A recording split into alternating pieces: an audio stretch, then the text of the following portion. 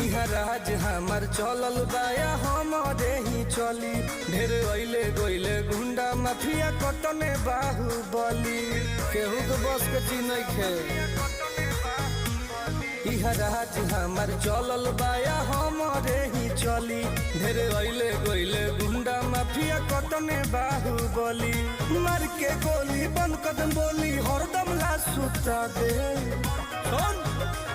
माहौल जवन बदली ओके दुनिया से उठा दे, माहौल जवन बदली ओके दुनिया से उठा दे।